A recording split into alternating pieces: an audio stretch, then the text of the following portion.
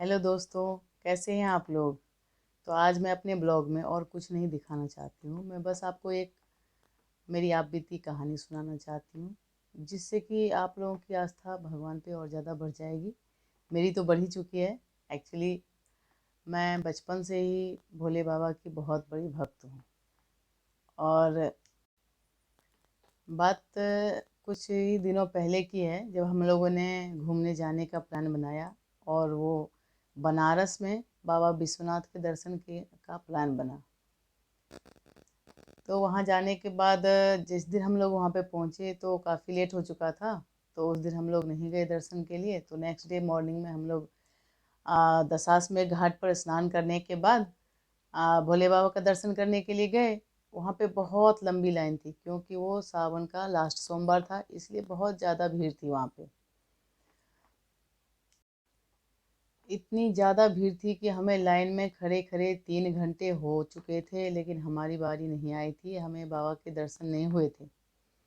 जब अनफॉर्चुनेटली जब हम लोगों की बारी आई, मैं मेरे परिवार के साथ गई थी, मेरे पति थे और मेरे दोनों बच्चे। जब हमारी बारी आई दर्शन का, तो आरती का समय हो गया था।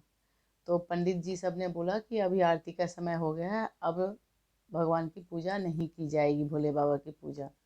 अब उनके मंदिर की साफ सफाई की जाएगी और उनको आरती के लिए सजाया जाएगा।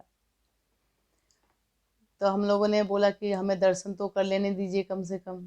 तो उन्होंने बाहर एक टब सा रख दिया और बोला कि इसी में आप अपना जल अर्पण कर दें और फूल माला चढ़ा दें, हम ये बाद बाद में चढ़ा देंगे।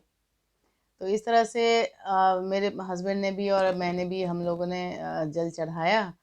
लेकिन मैं जब दर्शन करने के लिए गई तो वहाँ पे पंडित जी आ गए भगवान के सामने। भोले बाबा के भोले बाबा की शिवलिंग के सामने पंडित जी आ गए। तो मैं उनका दर्शन नहीं कर पाई, क्योंकि मैं 3-4 घंटे से लाइन में खड़ी थी और मेरे दर्शन तक नहीं हो पाया। मैं बहुत दुखी हो गई थी, सच बचा बताऊँ तो। और मैं वहीं मंदिर में थोड़ी देर बैठ गई। और मैं दुखी थी कि इतने दूर से हम लोग आए हैं और इतनी देर से लाइन में खड़े थे और भोले बाबा के दर्शन भी नहीं हो पाया। जब हम लोग बैठे थे वहीं पे मंदिर के परिसर में, तो मेरे मन में विचार आया कि क्यों ना मैं कल सुबह सुबह बहुत ही जल्दी आके भोले बाबा का दर्शन कर लूं और उनको जल चढ़ा लूं। अगले दिन जब हम लोग सुबह सुबह ऑलमोस्ट 5:30 बजे मैं नहा धो के रेडी हो गई थी, मेरे हस्बैंड भी और हम सब मंदिर के लिए निकल गए। तो जब हमने ऑटो लिया तो हमने उनसे बोला कि भैया हमें आप मंदिर के पास छोड़ देना, जिससे कि हमें दर्शन हो पाए आज भोले बाबा का। तो ऑटो वाले ने बोला चलो ना मैडम, मैं आपको ऐसे जगह ले जाऊंगा, वहाँ से बहुत जल्दी दर्शन हो जाएगा आपको भोले बाबा का। तो मैंने कहा चलो ठीक है, देखते हैं। एक्चुअली हम लोग कभी गए तो थे नहीं, तो हम वहाँ के रास्तों से अनजान थे, हमें कुछ पता नहीं था वहाँ के बारे में। तो जो ऑटो वाला था वो हमें गेट नंबर 6 पे ले गया। गेट नंबर 6 है जो जिस जहाँ से शायद स्पेशल गेस्ट वगैरह की एंट्री होती है। अब हम लोग वहाँ पे लाइन वाइन नहीं थी, वहाँ पे मुश्किल से 20-25 लोग होंगे। और वहाँ पे पुलिस वाले भी बहुत खड़े थे, ऑलमोस्ट 10-12 होंगे लगभग पुलिस वाले। और चेकिंग भी वहाँ पे ज़बरदस्त थी। लेडीज़ पुलिस अलग, जेंट्स की चेकिंग के लिए अलग। वो gate number, specially gate number 6 पे ही ऐसा था। हमें तो पता नहीं था कि एक्चुअली इस गेट पे है क्या ऐसा। तो हम लोग तो नॉर्मली जैसे नेक्स्ट पिछले दिन गए थे हम लोग, तो वैसे ही हम लोगों ने सोचा इधर से ये दूसरे रास्ते पे ऑटो वाला हमें ले आया है, हमें इधर से ही अंदर जाना है। तो जब हम लोग अंदर जाने लगे तो चेकिंग हुई, तो मेरे हस्बैंड की चेकिंग हुई, वो अंदर चले गए। वहाँ पे क्योंकि जेंट्स की लाइन में कम थे जेंट्स, और लेडीज़ की लाइन में ज़्यादा थी, तो पुलिस वाले ने बोला कि रुको रुको, सबको रोक दिया। और बोला कि इसमें तो 25 जने की एंट्री है, 25 लोगों की एंट्री है, यहाँ पे तो 27 लोग हो रहे। अब मैं डर गई कि मैंने सब बोलने लगी ये तो हमारे साथ है नहीं, ये हमारे साथ नहीं है। अब वो बोले कि आप कहाँ, आप इधर से नहीं जा सकते, आप दूसरे गेट से जाइए, उधर लाइन लगी है आपको, आप लोगों की। तो अब मैं सोचने लगी मैं क्या करूँ, इतने में ही उधर से एक पुलिस वाले आए और उन्होंने बोला पुलिस वाले ने बोला कि अरे जाने दो, उनको दर्शन ही तो करना है, क्यों परेशान कर रहे हो।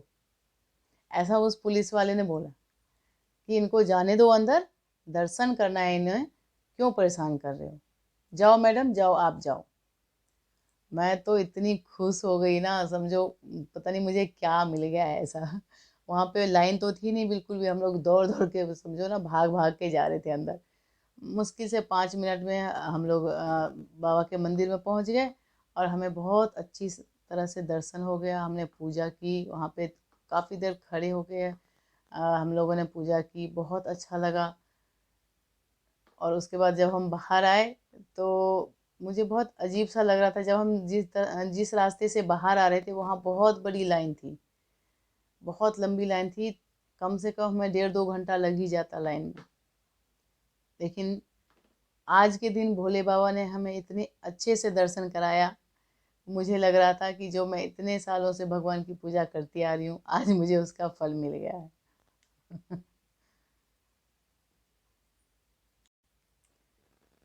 दोस्तों, बात बहुत छोटी सी है, बात बहुत छोटी सी है, लेकिन अगर आप सोचो तो बहुत बड़ी है।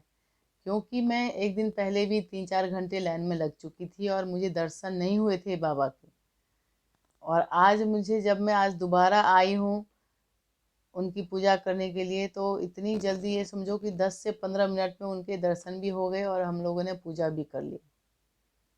तो ये बहुत अच्छा लगा मुझे ये देख के, उस दिन मैं बहुत ज़्यादा खुश हो गई थी।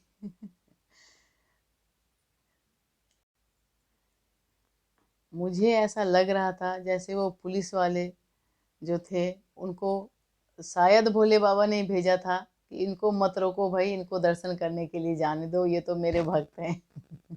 ये भोले बाबा के, सॉरी, ये तो भोले बाबा के भक्त हैं, इनको मत रोकिए। इस तरह से जब भी मैं उस मंदिर के बारे में सोचती हूँ और ये इस इंसिडेंट के बारे में सोचती हूँ, तो मुझे लगता है कि कहीं ना कहीं भगवान हमारी बात को सुनते रहते हैं। वो,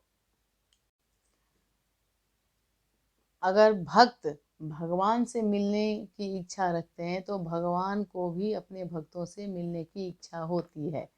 अब मैं ये चीज़ समझ चुकी हूँ। और हम अगर किसी चीज़ को सच्चे मन से उसको, उसके बारे में सोचते हैं, उसको पाने की इच्छा रखते हैं, तो वो चीज़ हमें ज़रूर मिल जाती है। और उसके लिए भगवान भी हमारी मदद करते हैं। तो दोस्तों, आप भी जिस भी देवता को आप मानते हो, किसी भी भगवान को पूजते हो, आप लोगों को भी कभी ना कभी ऐसा लगा होगा, आप लोगों को भी एहसास हुआ होगा कि भगवान भी आप अगर उनसे मिलने की चाह रखते हो तो वो भी आपको अपने पास बुलाते हैं। और आप इस चीज़ को भली भांति जानते होंगे कि भगवान कहीं ना कहीं विद्यमान है। और इस तरह से अगर कुछ होता है इंसिडेंट, तो तब तो लगता ही है कि हाँ, भगवान है। बात बहुत छोटी सी है, लेकिन मुझे लगा कि मैं आप लोगों के साथ शेयर करूं, तो मैंने बता दिया।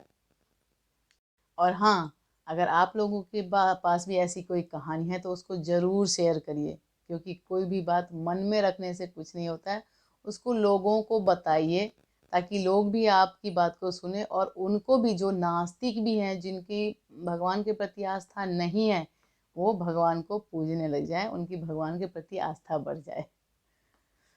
तो इसी कामना से के साथ मैं विदा लेती हूँ। Bye bye, ta-ta. और हाँ, मेरे ब्लॉग को ज़रूर सब्सक्राइब करिएगा और शेयर भी करिएगा। पूजा कश्यप ब्लॉग है मेरा। और हाँ, ये सब बोलने में हेजिटेशन तो बहुत ज़्यादा होती है, क्योंकि कभी ऐसे कैमरे पे बोली नहीं हूँ, तो अजीब लगता है कि कहीं कोई सुन तो नहीं रहा है कि ऐसे क्यों फ़ोन पे बोल रही है। बट चलिए, ठीक है, होता है ये सब। Okay, bye, Tata.